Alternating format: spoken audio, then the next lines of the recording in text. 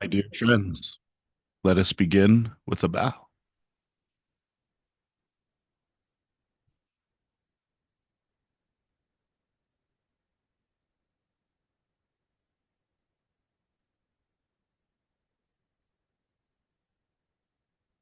I am finding myself approaching this talk with a sense of reverence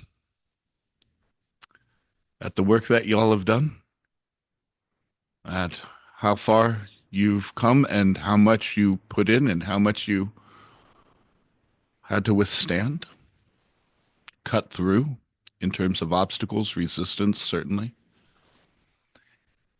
as well as a bittersweet sensibility, because this is a goodbye. And goodbyes fuck us up, straight up. Goodbyes generally we find are filled with both grasping and aversion.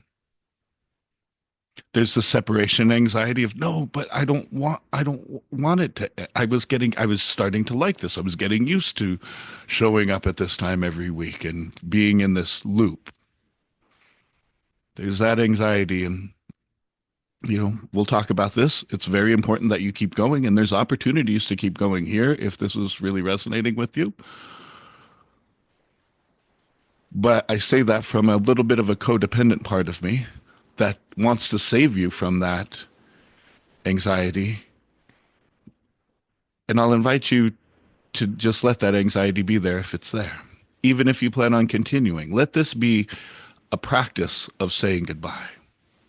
And I'll unpack why in just a moment. The other side of the coin, though, is the aversion side. There are some folks that aren't going to watch this talk, that aren't going to do the last meditation, not going to come to the last Zoom, are going to ghost because that's what we know. Another form of aversion that tends to arise when a goodbye is afoot is acrimony, is generating some sort of conflict so that there can be a rift that forces us apart. And I can't tell you how many times in my life, whether it was a roommate or a partner or somebody else in my life, where we knew that there was a goodbye, that we were going to be closing the loop of our experience together, and somebody would generate an argument, would find a thing, would start to devalue perhaps the other person, the other party, start to find things wrong with them, to denounce them, to make it easier to get away from them. There's a full spectrum of responses that we have to goodbyes. And if we look to our histories, doesn't it make sense? I mean, who in the world has ever taught us what a healthy, happy, positive, meaningful goodbye can really be and really ought to be? Who?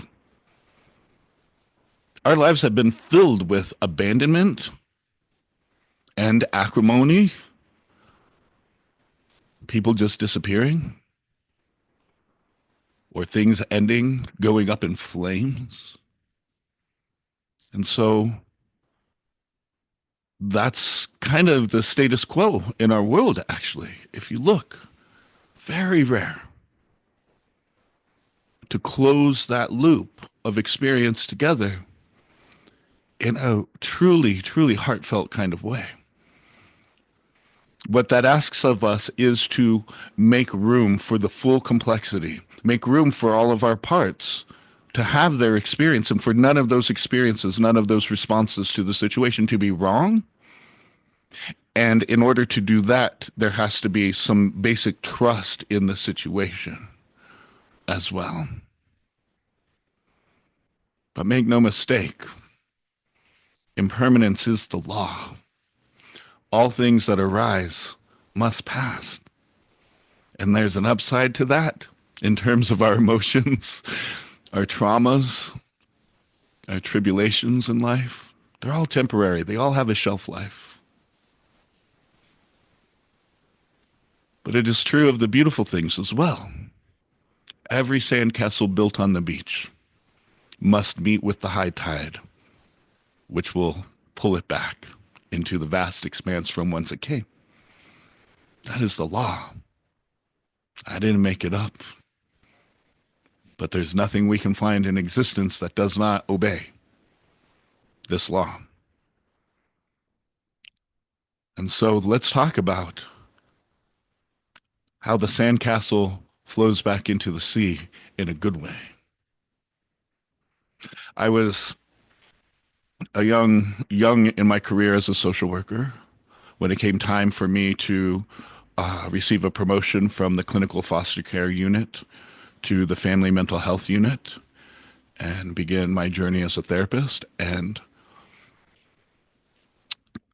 I had very special children on my caseload, a couple dozen of them, some of the most abused kids, my God, unimaginable. Impoverished kids, really challenged kids, kids with uh, uh, uh, developmental difficulties, and kids for whom I was maybe the first person in their lives to ever get eye level with them and just listen. Kids for whom I was maybe the first somewhat emotionally grounded and available adult they'd ever experienced. And there were kids I loved in my bones. And there were kids that I knew it was reciprocal. And so in my final week in that position, I looked at a colleague and said, "How I need some help because how do I do this? Oh my God. How do I separate from these kids in a way that doesn't destroy them?" And my colleague taught me this very important lesson that I'll never forget.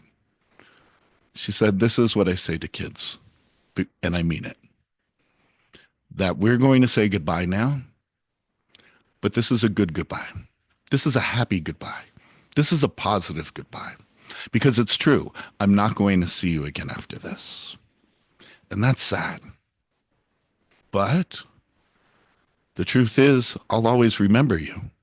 You'll always have a place inside my mind. And when I think of you, I'm going to smile so big because I'm so lucky to have met you. I'm so lucky to have had this opportunity to be with you.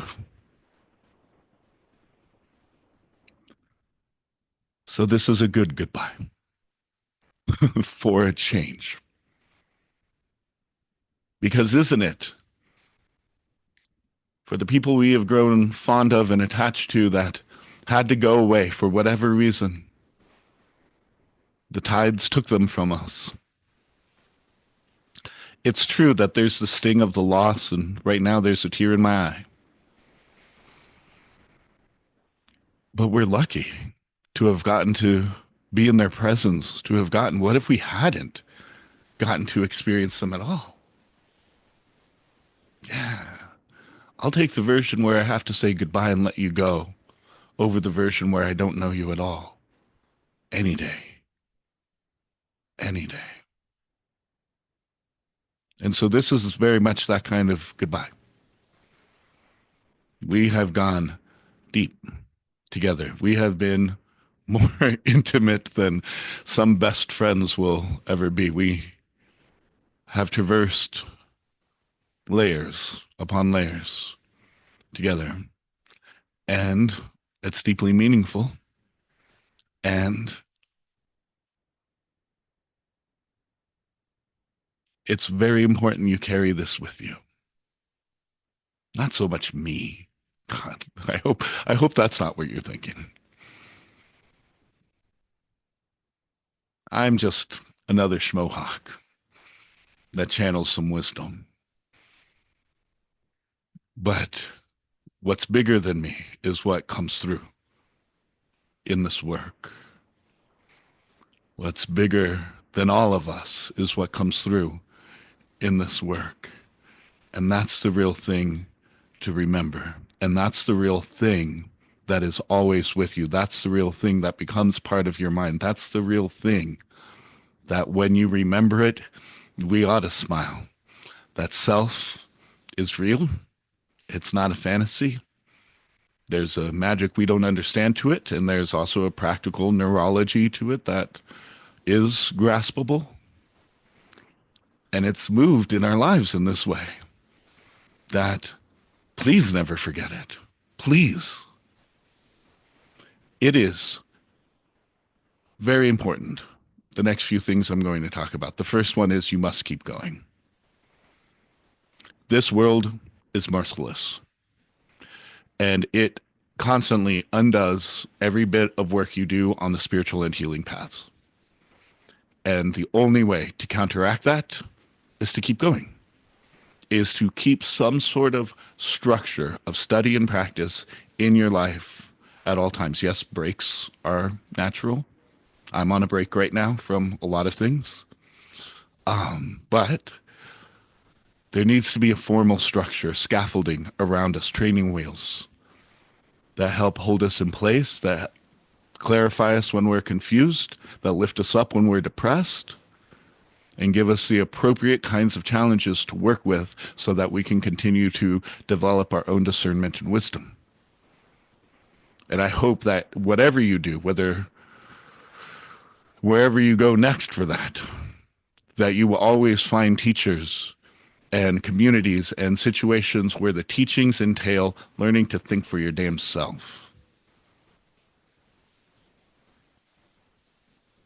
You cannot, to reference Ram Dass, you cannot take on someone else's trip. There is no belief system out of the box that is ever going to fit the complex, beautiful, multidimensional snowflake that you are. We all have our own paths. In the words of my one-time teacher, still teacher, really, Amma, there are as many spiritual paths as spiritual seekers. So find the situation that supports your autonomy, even as it is so important, strangely enough, paradoxically enough, that we let go of what we think we know so that we remain educable. There's a balance we must strike between being willing to have our knowledge, our so-called knowledge, upended, and also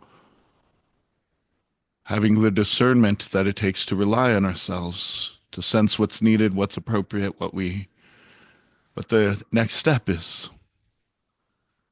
So keep going. Everything arises from causes and conditions in this life. Whether that's a snowflake versus rain falling from the sky, whether a tomato seed has the chance to arise as a vine or not. It all depends on causes and conditions. And if, as I've said so many times, tomato seed meets with the right conditions, tomato vine is guaranteed. If you keep meeting with the right conditions for healing and transformation, it's guaranteed. It's in the bag. The hard ingredient is time and commitment. Do keep going. Adjacent to this, and equally as important, I would say, let's talk about a different loop. Let's talk about the loop of healing, the circle of healing experience, the circle of transformation. You have done so much, you have walked so far on the circle, but what the last leg definitely entails is being of service. You cannot keep this to yourself. Our world is in trouble. And you, whether you like it or not, whether you intended it for it or not, you are a light bearer in this dark place. And we need you. I need you to manifest that light wherever you go. There is nothing like a life of service, honestly. There is nothing like a life dedicated to uplifting all sentient beings in whatever way we can, doing what we can with what we have, the time that's available, the money that we got, and the people that are around us. That's it. That's how you start. You don't have to necessarily dream big. You don't necessarily have to change your course in life. Although I will tell you that if you have the opportunity to put yourself in a situation where it requires you to be in self energy, requires you to take an intentional moment and really be in compassion for folks, if that can be part of your day to day, it will be the biggest blessing you have ever known, because your relationship to self energy, your ability to experience, can expand exponentially. But it takes practice. And so if it gets built into something that you do daily or weekly, being in self, you'll get to experience that quickly. But it's extremely important that that you don't just experience healing and not take it into your relationships, into your world, into your various efforts in some way. And for some of us, that might actually mean a change in livelihood or a change in lifestyle, a change in circle. That happens on this path as well. That's just part of it sometimes. But carry this forth in the world, and you can start right now. Because one of the biggest gifts you can give anyone ever, even if you can do nothing else for them, is to be in self energy. Is to be in self energy. This is another reason to keep going, so that you can learn to expand that compassion so that it pervades your body, and you can expand that energy so that it pervades an entire room and people will feel it from you. Maybe not in their conscious awareness, but that is a huge gift, to give self energy from your body to others. And I mean, I'll tell you, one of the other real liberations of a life of service, it helps me so much. I remember walking into Fordham University as a grad school student, supporting myself, doing it all on loans, being broke as hell, having to do an internship and a full course load and my job and being like, how do I do this? How do I get all of this done? And one day it just occurred to me, oh wait, it's not about me. My work isn't about me. It's not for me. And that takes a certain edge off where, oh, I just have to do my best. That's literally all I can do is my best. I give my best today, and then I give my best tomorrow. And if something falls apart, if I drop the ball in some way, then I'll say I'm sorry and I'll do my best to repair it. And if I can't repair it, I'll feel what I need to feel and I'll let it go. This is one of the reasons why you experience how imperfectly held this container is, how imperfectly uh, um, put together this course is. There's lots of mistakes. There's lots of discrepancies. I don't edit the video so that you don't see my hand turning off the Zoom camera. That's on purpose. I want you to see the imperfections so that you can know that you're allowed to have your own. And that's something I've only been able to embrace because my work is not for me. And because I'm willing to embrace imperfectionism and be flawed, be publicly flawed at scale, in fact, I get to get a lot done, actually. My output is considered pretty high in terms of how many people I see each week, how many classes I'm putting out, 3 books in 6 years. That's all done with the spirit of imperfectionism behind me. And being of service has allowed me to give myself permission to embrace that. But the real thing is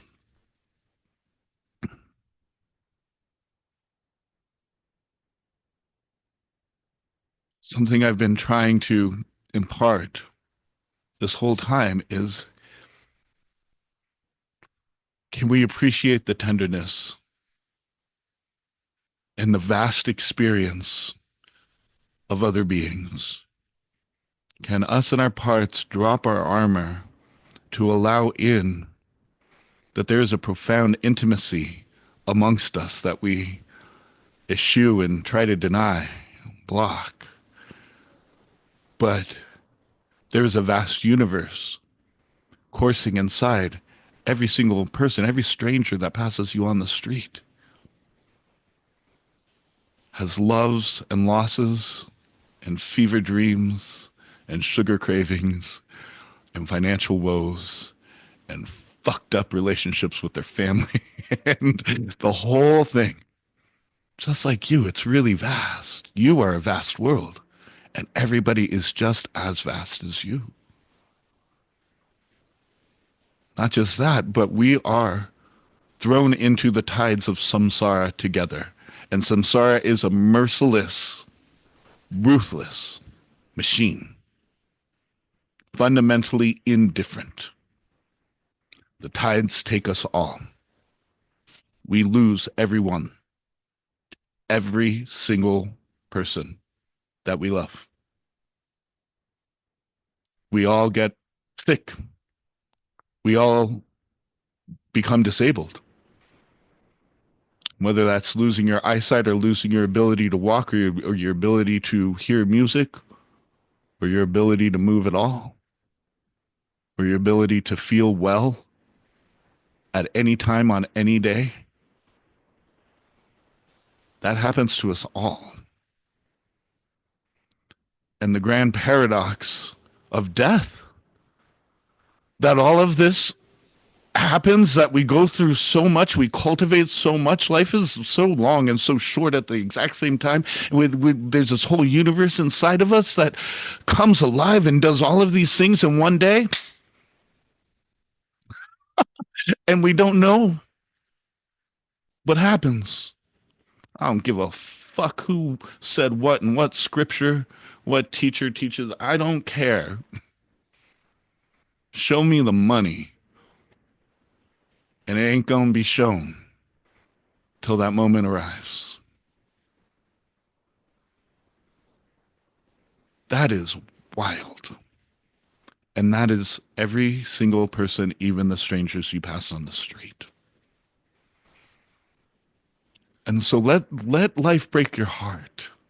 Let things break your heart, not break you down, but break you open, so that there's a tenderness and availability in you for beings. And there's a motivation and inspiration to explore self and to learn to project self, extend self, just like you do inside to your parts. Find a way to extend curiosity, find a way to extend some compassion, some spaciousness outwards. The people around you are not different from your parts. It's your inner universe is a fractal version of the outer universe. Same, but different. Truly.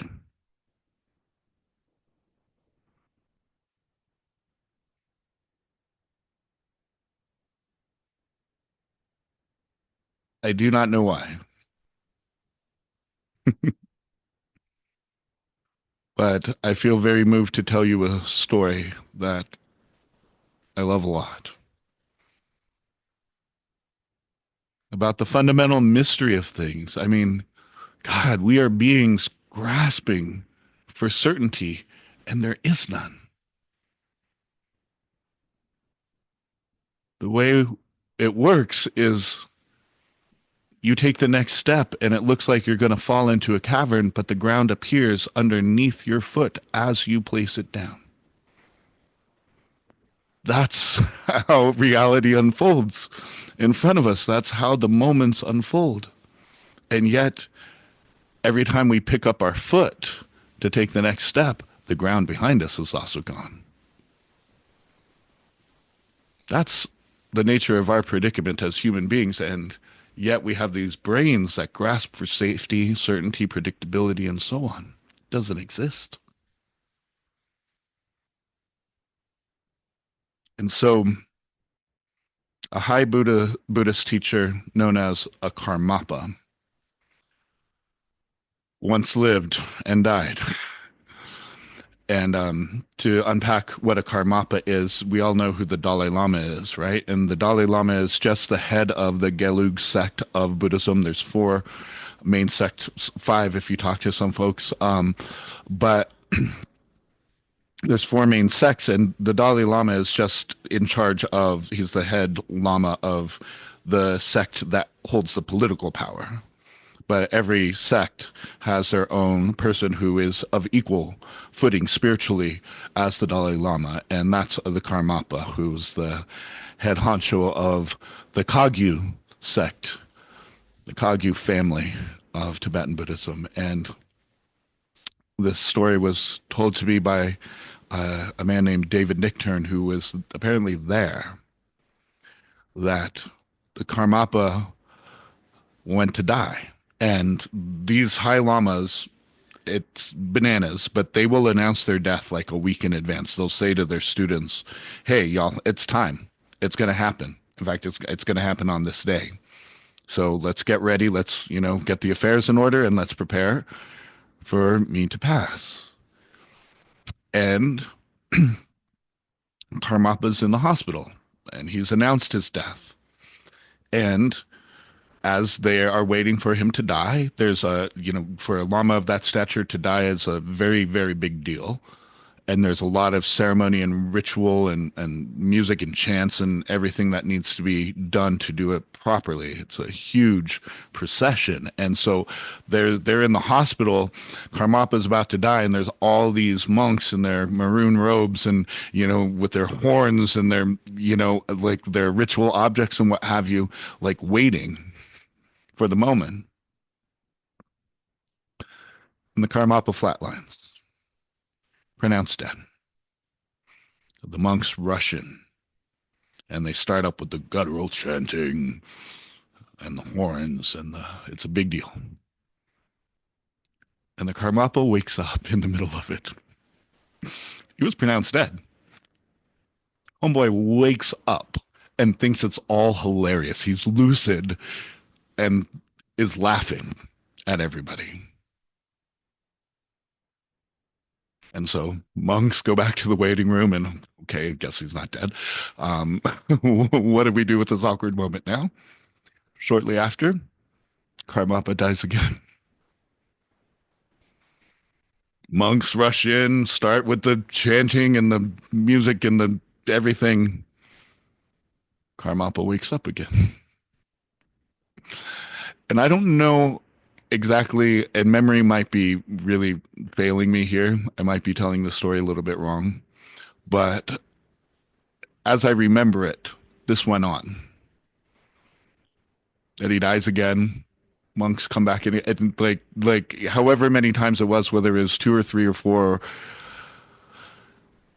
The main point is it got to a point where it was ridiculous and nobody knew when to take it seriously or not. Like, what do we do? He died again. Okay, let's start the ritual again, right? And what started as like this big deal was suddenly this like awkward, like, huh? Kind of hilarious situation. But the Karmapa's last words, the time that he finally died, and let me impress upon you, this is a person who's now been to the other side. This is a person who has seen what happens on the other side at this point. This is an enlightened being who's been to the other side, who's in a unique position to inform us human beings about what is actually going on over there. And his last words, nothing happens.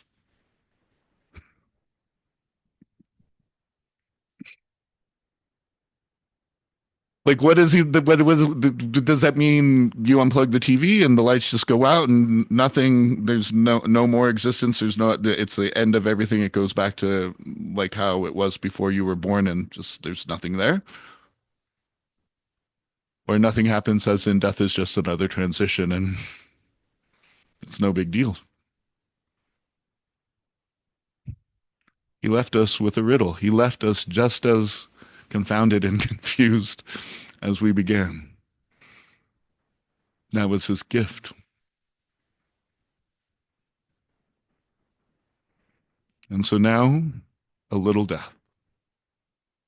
As we make space for the full complexity, as we cultivate our intentions and aspirations for keeping going, we close with a bow. Nothing happens.